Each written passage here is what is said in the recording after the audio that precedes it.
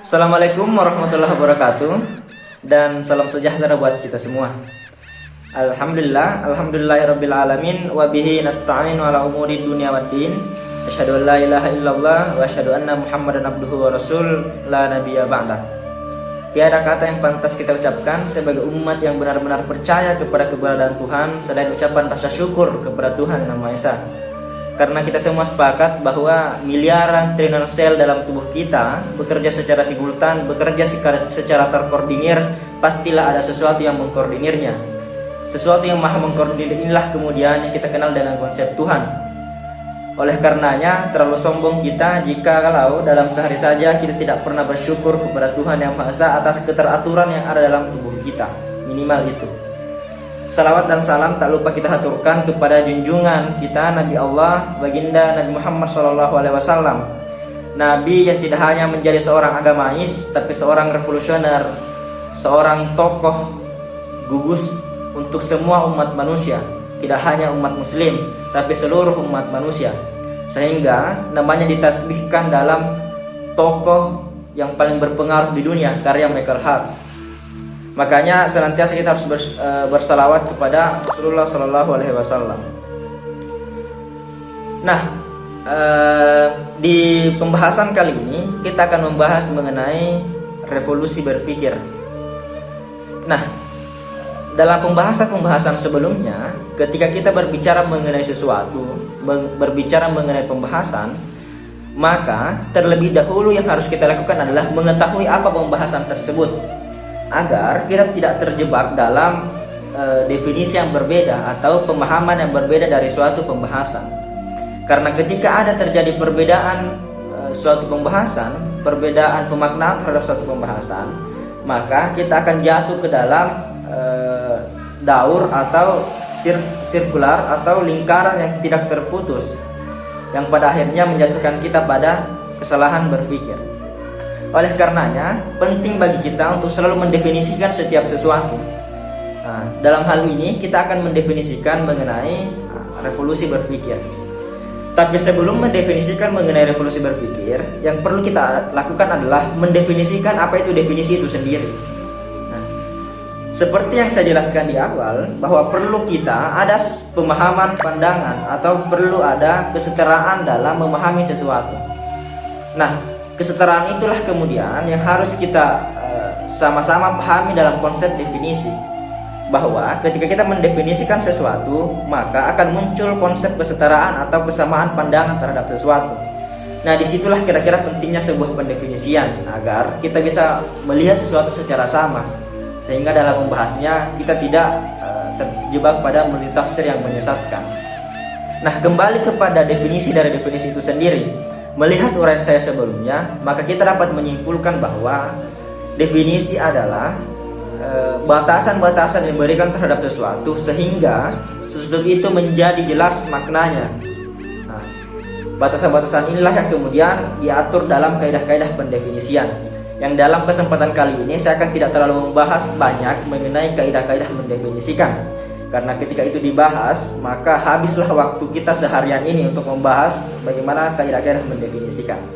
Nah, yang terpenting adalah teman-teman memahami bagaimana itu definisi dan kenapa penting mendefinisikan.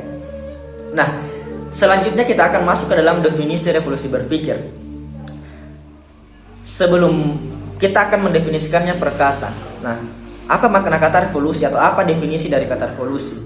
Dari berbagai sumber disebutkan bahwa revolusi adalah perubahan secara radikal atau perubahan secara mengakar. Apa maksudnya perubahan secara radikal dan apa maksudnya perubahan secara mengakar?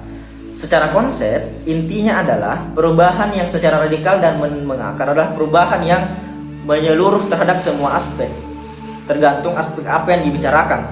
Nah, dalam konteks ini, maka konteks revolusi yang dibahas adalah revolusi berpikir. Maka sederhananya revolusi berpikir berbicara mengenai bagaimana mengubah atau merevolusi cara berpikir kita agar lebih mendalam dan lebih menyeluruh dan meluas, sehingga dalam melihat sebuah persoalan kita tidak hanya berdiri pada satu titik pandang yang kemudian titik pandang itu dapat menyesatkan kita, tapi kita mampu melihatnya dalam berbagai sudut pandang. apatah lagi dalam sudut pandang, dalam hal ini sudut pandang berpikir. Nah, selanjutnya kita akan mendefinisikan apa itu berpikir. Nah, berpikir. Mungkin teman-teman pernah mendengar bahwa berpikir adalah sebuah proses gerak akal. Berpikir adalah sebuah proses gerak akal. Mungkin kita akan masih keliru atau masih terbayang-bayang, masih abu-abu dengan apa itu proses gerak akal. Kenapa ada konsep akal lagi yang dimunculkan dalam mendefinisikan berpikir itu sendiri? Nah, ada banyak sebenarnya pandangan yang berusaha mendefinisikan apa itu berpikir. Ada banyak sekali pandangan. Contoh ketika saya mengambil dalam analogi logika atau dalam definisi logika, maka dikatakan berpikir adalah proses mengetahui, upaya untuk mengetahui sesuatu melalui pengetahuan-pengetahuan sebelumnya yang telah diketahui. Jadi berpikir adalah proses mengetahui sesuatu melalui pengetahuan yang telah diketahui sebelumnya. Contohnya, ketika saya ingin mengetahui mengenai pulpen berwarna merah, maka terlebih dahulu saya harus punya pengetahuan awal tentang pulpen dan punya pengetahuan awal tentang warna merah. Sehingga pengetahuan saya tentang pulpen dan pengetahuan saya tentang warna merah akan membawa saya pada pikiran tentang pulpen berwarna merah. Kurang lebih seperti itu dalam ilmu logika. Nah, tadi muncul kata akal dalam mendefinisikan berpikir, bahwa berpikir adalah proses gerak akal. Apa sih itu akal sebenarnya? Apa itu akal? Akal sederhananya adalah dalam epistemologi, akal itu didefinisikan sebagai, ditasbihkan sebagai salah satu instrumen dalam berpengetahuan, salah satu alat untuk berpengetahuan selain indera dan khayal. Nah, akal sederhananya dalam pandangan saya adalah sesuatu luar biasa yang diberikan oleh Tuhan Yang Maha Esa kepada manusia, yang memungkinkan manusia untuk mampu berpikir. Nah, jadi akal ini adalah anugerah luar biasa Tuhan yang diberikan kepada manusia, yang kemudian digunakan oleh manusia untuk berpikir. Seperti itu. Berpikir tadi sudah saya definisikan sebelumnya, bahwa berpikir adalah proses mengetahui sesuatu melalui pengetahuan sebelumnya. Nah, seperti itulah kira-kira revolusi berpikir. Bagaimana supaya kita dalam mengetahui sesuatu kita dapat melihatnya secara mendalam dan mengakar, sehingga kita tidak terjebak dalam cara berpikir yang parsial atau tidak menyeluruh. Nah, apa sih yang akan dibahas dalam revolusi berpikir? Nah, salah satu yang dibahas mengenai revolusi berpikir adalah terkait dengan epistemologi. Apa itu epistemologi? Nah, sebelum menjawab itu, ada sebuah ilustrasi yang akan saya gambarkan kepada teman-teman. Ilustrasi itu kemudian akan membawa kita kepada apa itu epistemologi dan mengapa penting untuk membahas tentang epistemologi. Nah, saya mau menginstruksikan begini. Ketika pada saat teman-teman SMA ataupun pada saat saya SMA, ketika ada orang yang berkelahi, maka cara untuk menyelesaikan perkelahian itu misalnya adalah membawanya ke ruang BK, didudukkan bersama, lalu dibuatkan forum mereka untuk berdamai atau berdiskusi. Kenapa demikian? Kenapa teman-teman tidak berpikir bahwa cara untuk menyelesaikannya adalah tidak dibawa ke ruang BK, tapi menyelesaikan perkelahiannya, menyelesaikan secara fisik?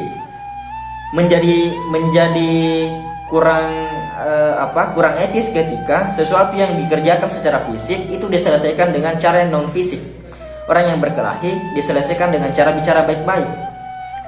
Nah, itu kan sebenarnya tidak ideal. Seharusnya ketika kita melakukan pekerjaan secara fisik, dalam hal ini berkelahi, maka penyelesaiannya pun harus berkelahi. Kenapa mereka tidak diberkelahikan sampai mereka meninggal misalnya, sehingga persoalan akan selesai? Kenapa harus kita bawa ke ruang BK dan penyelesaiannya adalah dengan cara mereka didudukkan, mereka dimeditasi dan sebagainya, dimediasi maksud saya? Atau ketika misalnya teman-teman lagi galau, susah move on dan sebagainya, teman-teman akan curhat kepada teman-temannya yang lain, seolah-olah derita akan selesai dengan cerita. Kenapa demikian? Padahal sebenarnya tidak ada kaitan di antaranya. Nah, inilah kemudian yang berusaha dijawab oleh Murtada Mutahari dalam filsafat Islam. Nah, persoalan-persoalan seperti ini adalah persoalan dalam filsafat Islam yang menyatakan bahwa setiap perbuatan manusia itu selalu dilandasi oleh apa yang mereka pikirkan. Nah, kita semua sepakat bahwa setiap apa yang dilakukan manusia selalu dilandaskan atas apa yang kita pikirkan. Makanya ketika ada perkelahian secara fisik, maka cara untuk mendamaikan mereka adalah menjernihkan pikiran mereka. Karena kita semua sepakat bahwa apa yang kita lakukan adalah apa yang kita pikirkan. Dalam filsafat Islam disebutkan demikian. Nah, apa kaitannya dengan epistemologi? Nah, filsafat Islam kemudian atau alirannya Murtada Mutahari kemudian menyusun aliran-aliran pengetahuan itu yang dimulai dari paling atas akan dimulai dari epistemologi, turun kepada pandangan dunia, turun kepada ideologi, lalu turun kepada tindakan. Kita coba membahasnya dari awal.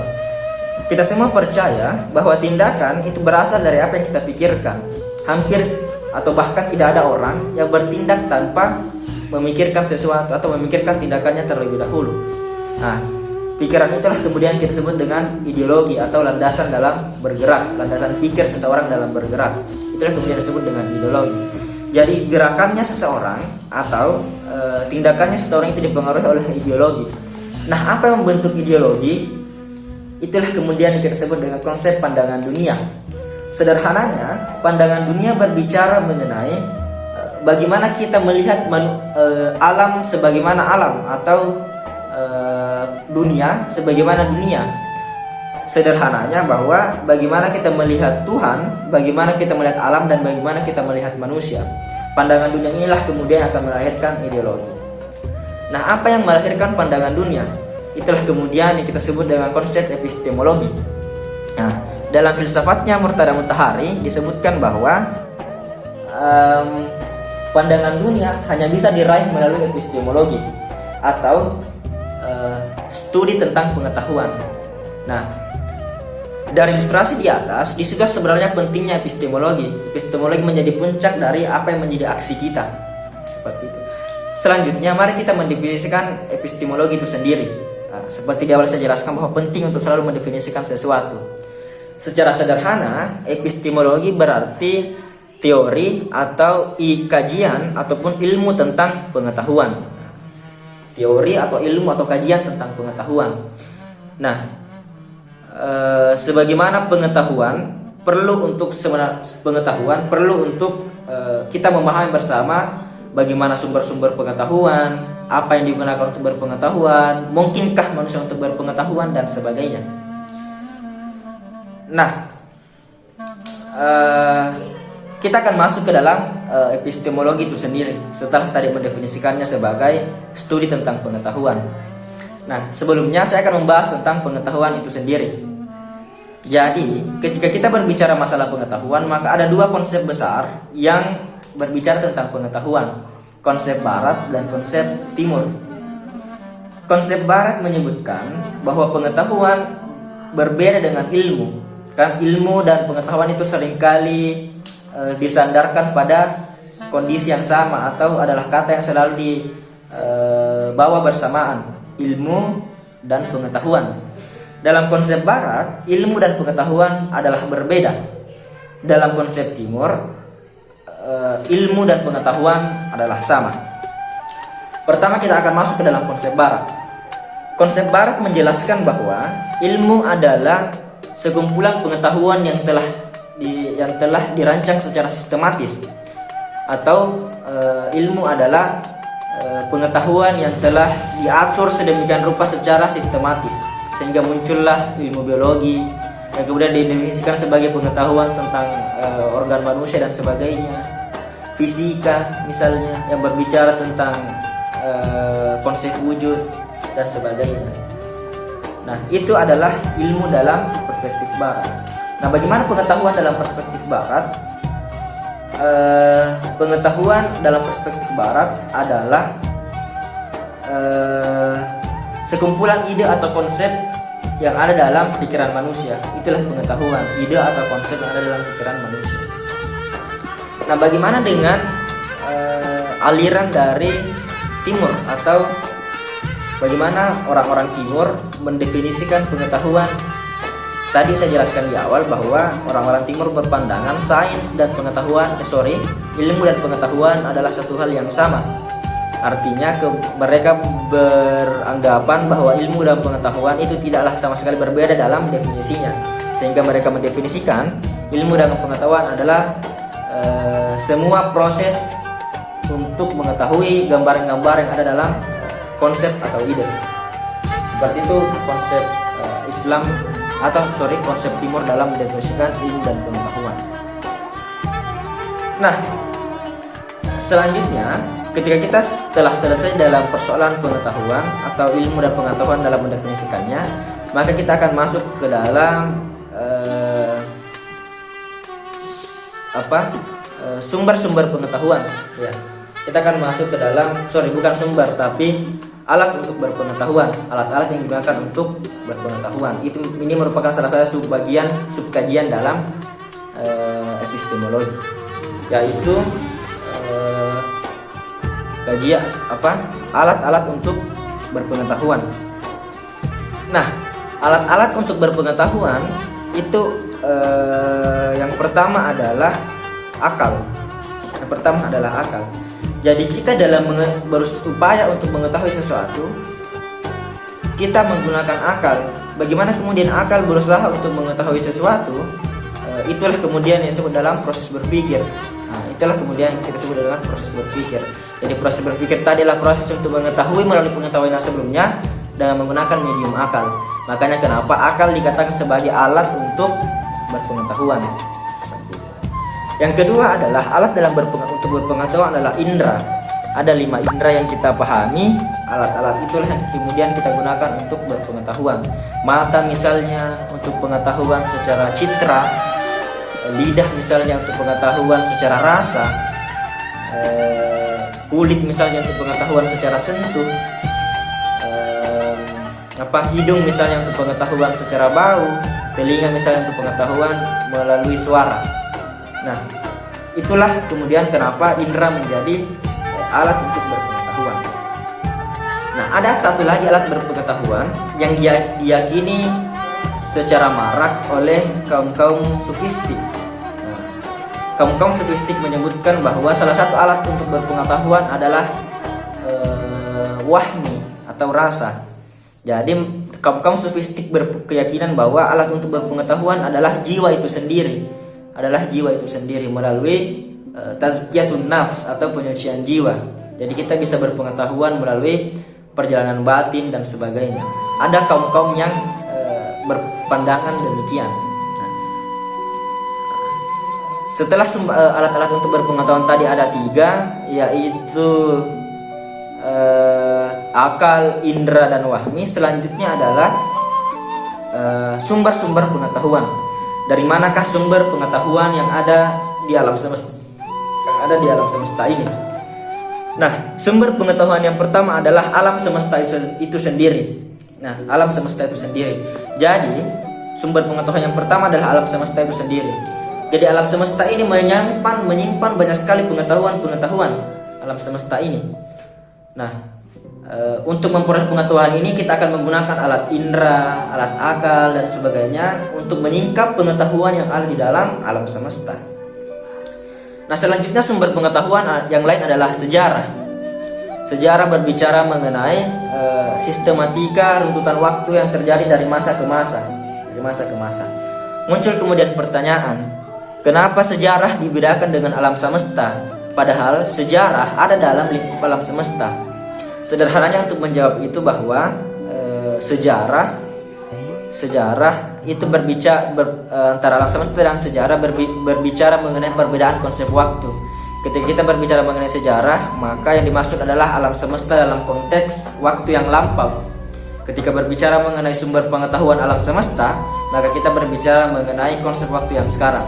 Nah, makanya perbedaan sejarah dengan alam semesta dalam hal sumber pengetahuan adalah perbedaan waktunya. Kalau sejarah kita berbicara mengenai masa lampau, dan alam semesta kita berbicara mengenai waktu sekarang. Meskipun keduanya berada dalam konteks alam semesta. Sejarah pun ada dalam alam semesta.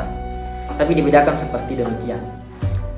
Yang selanjutnya dari sumber pengetahuan adalah teks, kitab, dan sebagainya. Itu pun sebenarnya ada di dalam alam semesta. Tapi kita meyakini bahwa ada perbedaan dispesifikkan mengenai teks dan alam semesta. Seperti itu. Saya kira itu cukup 3 yang menjadi sumber-sumber pengetahuan. Alam semesta, sejarah, dan teks. Meskipun pada dasarnya semuanya dilingkupi oleh alam semesta. Semuanya ada dalam alam semesta. Nah, yang selanjutnya adalah setelah alat untuk berpengetahuan, setelah sumber-sumber pengetahuan, yang selanjutnya adalah aliran-aliran dalam berpengetahuan. Aliran-aliran dalam berpengetahuan. Apa maksudnya aliran-aliran dalam berpengetahuan? Yaitu pahaman-pahaman atau keyakinan-keyakinan orang dalam memperoleh pengetahuan. Keyakinan-keyakinan orang dalam memperoleh pengetahuan. Nah, itulah kemudian disebut dengan isme-isme. Nah, itulah isme-isme atau paham-paham dalam berpengetahuan.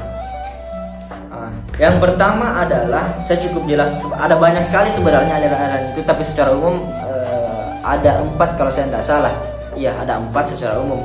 Yang pertama ada rasionalisme, yang kedua ada yakinisme, yang ketiga ada empirisme, dan yang keempat ada skeptisme.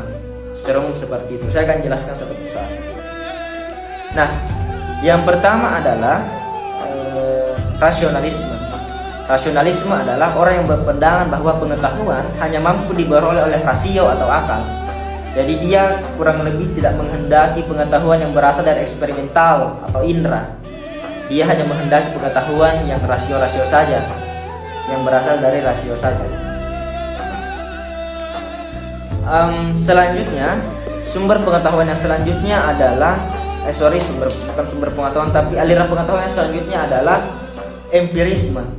Nah, empirisme ini kurang lebih kebalikan dari rasionalisme tadi, bahwa empirisme meyakini bahwa pengetahuan hanyalah diperoleh melalui eksperimental indrawi.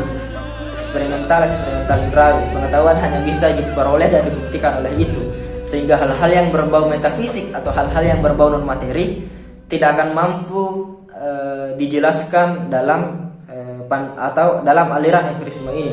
Dia hanya meyakini pengetahuan atau kebenaran berdasarkan pengalaman indrawi. Yang selanjutnya adalah yakinisme. Yakinisme ini berbicara mengenai pengetahuan adalah sesuatu yang kita yakini saja. Jadi pengetahuan mereka adalah sesuatu yang mereka yakini. Dan dalam prosesnya mereka mencari keyakinan ini akan ada satu orang yang diguguh atau satu tokoh yang diguguh, sehingga mereka cenderung taklid kepada tokoh atau ajaran tersebut. Nah, taklid atau guguh terhadap ajaran tersebut. Nah, itulah yang dimaksud dengan yakinisme. Sumber pengetahuannya adalah keyakinan terhadap satu ajaran, sehingga cenderung dia akan menolak pengetahuan dari ajaran-ajaran yang berbeda dengan yang mereka yakini. Selanjutnya ada skeptisme.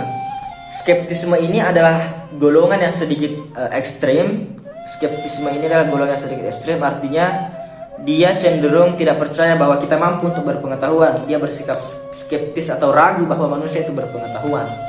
Nah, kenapa kemudian bisa muncul argumen seperti ini, argumen tentang keraguan dalam berpengetahuan atau meragukan manusia tentang kapasitasnya dalam berpengetahuan? Hal ini didasarkan pada fakta bahwa alat-alat yang digunakan dalam berpengetahuan itu ternyata dapat melakukan kesalahan. Dapat melakukan kesalahan. Indra misalnya dapat melakukan kesalahan, akal misalnya dapat melakukan kesalahan, sehingga mereka beranggapan bahwa ketika alat-alat yang digunakan untuk berpengetahuan ternyata bisa salah, maka pengetahuan itu pun sudah pasti salah. Karena pengetahuan itu sudah pasti salah, maka buat apa kita berpengetahuan? Sehingga mereka skeptis atau ragu terhadap pengetahuan itu sendiri. Dalam filsafat Islam sebenarnya itu dibantah mengenai aliran-aliran skeptisme ini atau aliran yang skeptis terhadap pengetahuan. Murtada Mutahari misalnya ketika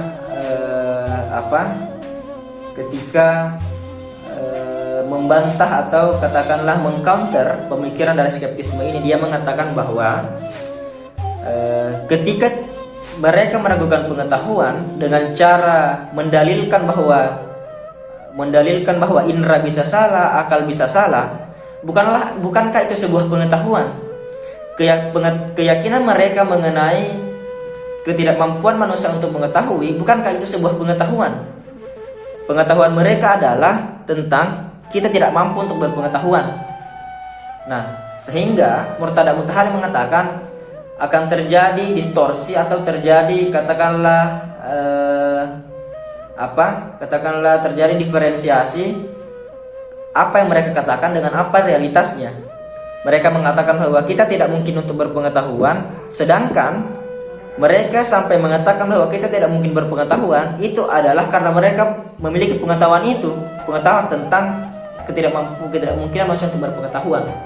Nah, makanya itu yang dikatakan oleh Murtada Mutahari, meskipun kita meyakini bahwa kita tidak mampu untuk berpengetahuan, pada dasarnya itu adalah pengetahuan kita tentang ketidakmampuan manusia atau ketidakmungkinan manusia untuk mengetahui, itu adalah bentuk pengetahuan.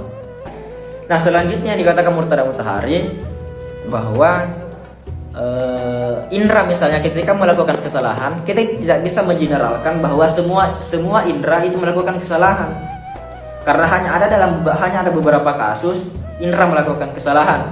Pun demikian dengan akal, hanya ada beberapa kasus akal melakukan kesalahan, sehingga tidak berarti ketika salah satu indera melakukan kesalahan atau akal melakukan kesalahan itu berarti bahwa selamanya dia akan melakukan kesalahan. Tidak, tapi di balik kesalahan pasti ada juga kebenaran yang akan ditampakkan oleh indera maupun akal. Sehingga Murtada Mutahari mengatakan aliran skeptisme berusaha mengeneralisir kesalahan dari alat-alat berpengetahuan, yang kemudian mengeneralisir itu juga adalah kesalahan berpikir. Nah, sehingga aliran skeptisme ini aliran yang cenderung ragu terhadap kemampuan manusia untuk berpengetahuan, itu dibantah oleh beberapa filsuf-filsuf. Nah, tadi membahas mengenai sumber, mengenai alat, dan mengenai aliran dalam berpengetahuan, saya kira itulah dasar-dasar dari epistemologi. Dasar-dasar dari epistemologi. Karena ketika kita akan membahas epistemologi secara mendalam, saya pun katakanlah belum mampu untuk membahas itu secara mendalam dengan keterbatasan yang saya miliki, keterbatasan kapasitas dan ilmu yang saya miliki. Pun demikian dengan ketika saya menyampaikan dasar-dasar dari epistemologi ini, yang saya sampaikan ini bukanlah murni kebenaran.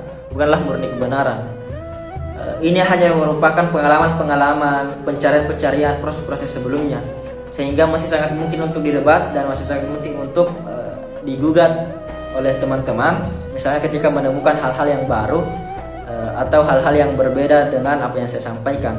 Itulah kemudian pentingnya sebuah sharing ilmu dan sebagainya.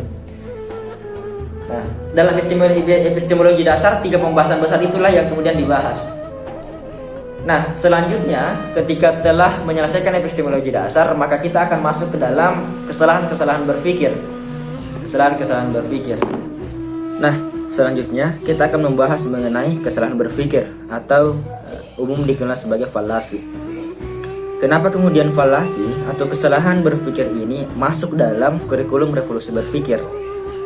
Sederhananya seperti ini, bahwa untuk sampai pada kita merevolusi cara berpikir atau berpikir secara mendalam dan berakar terhadap sesuatu, maka kita harus mensucikan atau mensterilkan pikiran-pikiran dari kesesatan atau dalam hal ini kesalahan berpikir, kesalahan dalam menyimpulkan sesuatu. Nah, makanya kenapa dalam kurikulum revolusi berpikir ada materi kesalahan berpikir.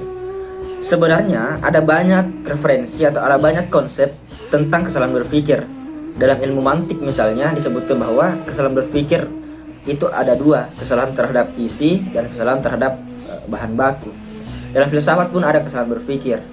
Nah, tapi dalam kurikulum ini kesalahan berpikir yang kita bahas adalah kesalahan berpikir dalam konteks sosial atau dalam konteks gerakan sosial, yang menjadi rujukannya adalah pemikirannya Jalaluddin Rahmat dalam buku Rekayasa Sosial.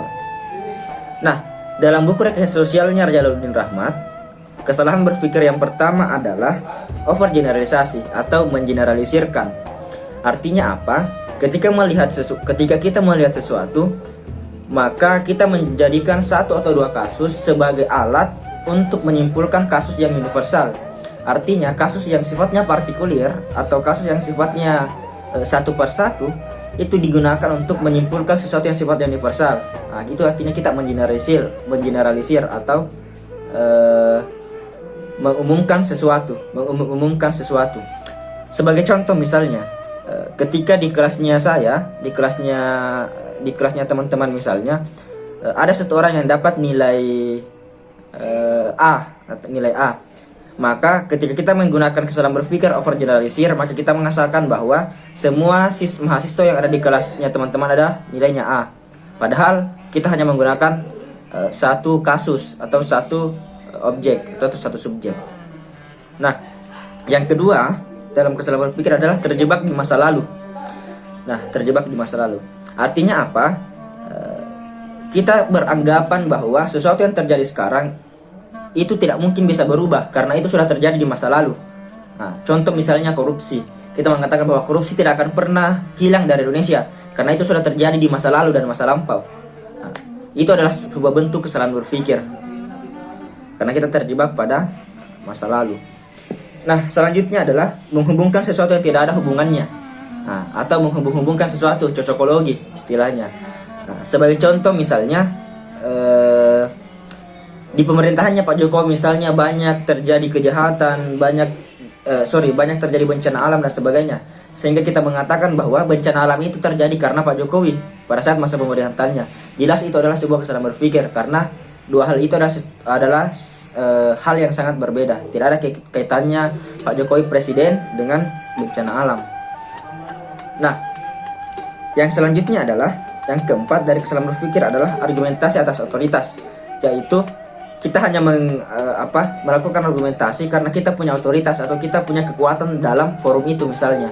Artinya kita menggunakan powernya kita dalam berargumentasi, sehingga meskipun argumentasi kita tidak benar dan sebagainya, itu akan tetap dianggap benar karena kita punya otoritas atau punya kekuasaan. Nah, itu adalah bentuk kesalahan berpikir juga. Yang selanjutnya adalah mengkonkretkan wacana yang masih abstrak.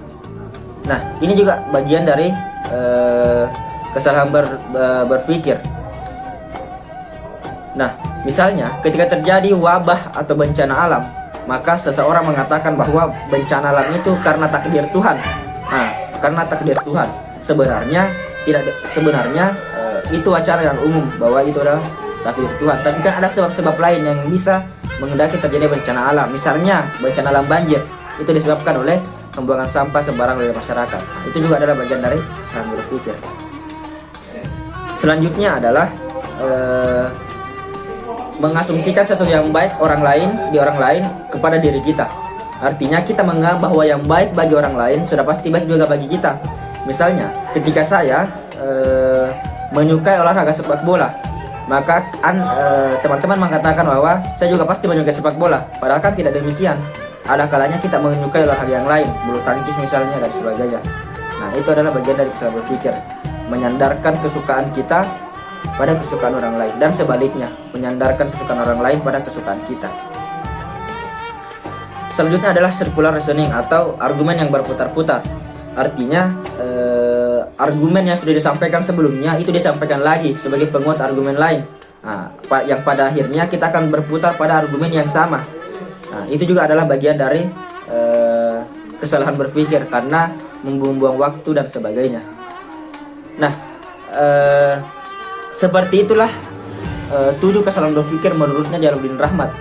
7 kesalahan berpikir menurutnya Jalaluddin Rahmat, yang kemudian dijadikan sebagai referensi dari kesalahan berpikir di materi revolusi berpikir.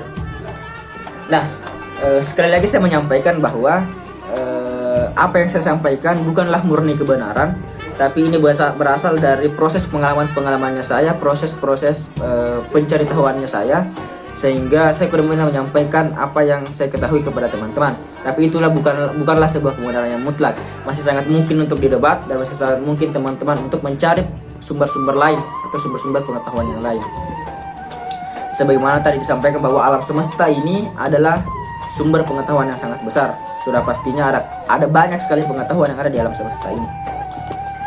Mungkin untuk materi revolusi berpikir sudah sampai di situ saja. Semoga apa yang saya sampaikan bisa teman-teman jadikan sebagai referensi, sebagai rujukan untuk bergeraknya teman-teman, sehingga kita akan sampai pada tujuan yang sama. Sekian, wabillahi taufiq wal hidayah. Assalamualaikum warahmatullahi wabarakatuh.